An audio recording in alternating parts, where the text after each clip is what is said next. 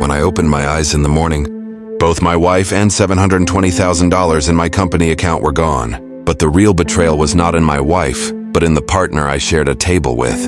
And my revenge? It came when they could never have predicted it. My name is Mark Reynolds. I'm 38 years old, born in Texas, but I've been working on tech startups in San Diego for the last 12 years. I went to college at MIT, and as soon as I graduated, I started working in cybersecurity. And 3 years ago, I started a digital security and cryptocurrency startup with my childhood friend Jake. The company grew fast. We even had a few government agencies among our clients. My wife, Anna, is a legal counselor. I met her 7 years ago, and like me, she was career-oriented and always known as a cool-headed person. She was supportive in the early years, but lately there was a distance towards me. But the real rupture happened as the company grew. It all started on a Friday morning. I remember how still it was in San Diego, a quiet morning, but I felt uneasy inside. Anna wasn't home that morning. There was no towel in the bathroom. The coffee machine was untouched. "See you later, Mark," she usually said on her way to work. But this time there was nothing. Just silence. At first I wasn't worried. Maybe she had an early meeting. Maybe someone in her family was sick. Maybe he just didn't want to argue. But soon I realized that her phone was switched off, which was unusual for Anna. She was always available.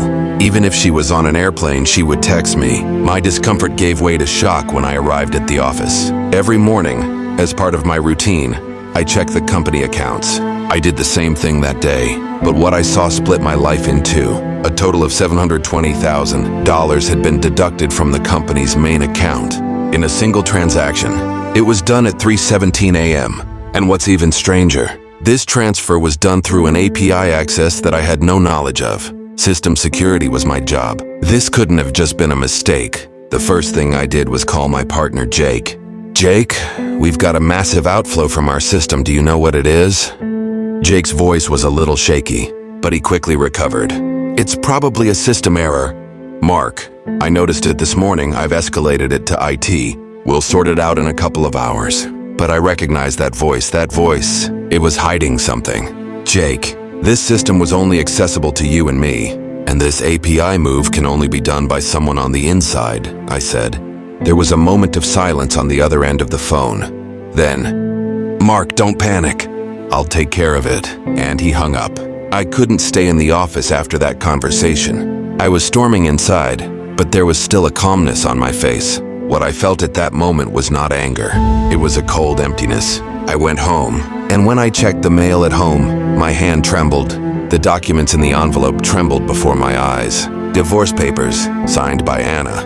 And the strangest thing, they were dated 2 weeks ago. So without giving me any indication, the plan had already begun. But there was something worse. I found a power of attorney attached to the documents. Anna had delegated access to the company accounts to Jake. Everything looked legitimate. Signatures, notarization, all the documents were complete. And then I blacked out. I hadn't just been dumped. I had been professionally, cold-bloodedly trapped. Jake was my childhood friend. I knew him since I was 17. Even though we went to different schools and college, we stayed in touch. I brought him investors, introduced him to clients. I coded 70% of our system. He was with me at the breaking moments of my life. When my father passed away, he was by my bedside until morning. When the first investment came in, we wrote plans through the night. And now, together, these two stabbed me in the back. That night, I couldn't sleep. I had hundreds of questions in my head.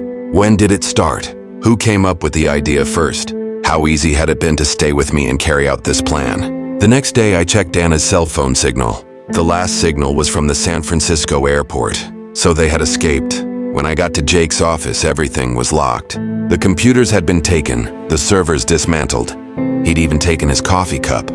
But you know what was the scariest thing? No one called me. Not Anna, not Jake. No explanation, no apology. It was like I didn't exist. That was worse than stealing money. It was saying, "We underestimate your intelligence. We know you can't reach us." But there was something they forgot. I was a cybersecurity expert, and I had found thousands of system vulnerabilities. But this time I was going to solve not one system, but 2 people. The first day I did nothing. I didn't call Jake. I didn't call Anna. I didn't even inform my friends. I just kept quiet. Because in situations like this, everyone reacts quickly. I had to stay cool. I was alone in the house with only a few of Anna's things around. I sat on the couch and stared into space for hours, into the darkness of the night, then the sunrise. That night I decided I would not fight. I was going to hunt. The first order of business was to check the company's digital footprint. I'd been stripped of access to the main account, but I still controlled a system embedded in the core of the company. A backdoor I'd written years ago because I didn't trust Jake. Now it gave me a breathing tube to survive. I snuck into the servers. I analyzed the logs. I realized that Jake had started a new company that copied our software almost exactly. It's called Nova Cybertech. The new logo, the colors, the slogan, everything was fancy, but the content was my own. The lines of code, the algorithms, the user interface, it was all mine. Just like Anna, he stole me. And it got worse. Jake had already started marketing our software to other countries, and the money from that sale went into a bank account in Panama. The same account that the $720,000 they stole from the company went into, but they made a mistake. One of the transfers bounced back from Panama and hit the US systems. That crumb was enough. It was a trail, and I know how to follow a trail. I spent the next days just watching where they went, who they talked to, what they planned. I wrote them down one by one. I found team members on Jake's LinkedIn account. I invited a few of them to a job interview for a fake software company. During the interview, they described my software to me as groundbreaking new technology. Inside, I just laughed. Anna was living under a fake name in a city near the Mexican border, but the digital traces he left there were still linked to an old iCloud account. Photos, passport scans, hotel reservations, and one more detail. Every time the account in Panama was logged in, it received a security notification via iCloud. That was enough for me to find him. It didn't take me long to find out the date of Jake's meeting with investors. He was going on a high-dollar investment round at a luxury hotel in San Jose. He was trying to put $1 billion valuation on software he didn't have, but there was something he didn't know. I had already contacted the federal agency. I had prepared a dossier documenting that the codes were mine, that I was excluded from the system, that I had been cheated with a power of attorney. I presented the documents to Brandon, an FBI agent, an old college friend of mine. At first he hesitated, but when I showed him both the technical evidence and the traces of the international money transfer, the case was official. But before the operation started, Brandon turned to me and said, "Face him if you want. You have 5 minutes." When I went down to the lobby of the hotel where Jake was staying, he smiled at me as if everything was fine. He took a sip of his coffee. "Mark, interesting to see you here," he said. And I looked him in the eye and said, "You know, Jake, sometimes people are silent, but silence is just the sound of preparation." And his eyes got big. I could see the tension in his face. "What do you mean?" he asked. By then, the FBI agents had already entered the hotel. Brandon appeared behind Jake, and he just said this sentence, "Mr. Carter, please come with us." The color drained from Jake's face. His lips trembled, but he did not resist, because he realized that the game was over. There wasn't a tear in my eye. I hadn't taken revenge. I had only done justice. That night I went up to my room and looked out the window at the city. The chaos was still there, but something inside me had changed. I was no longer a victim. I was no longer just a man. I was now a system that knew how to survive.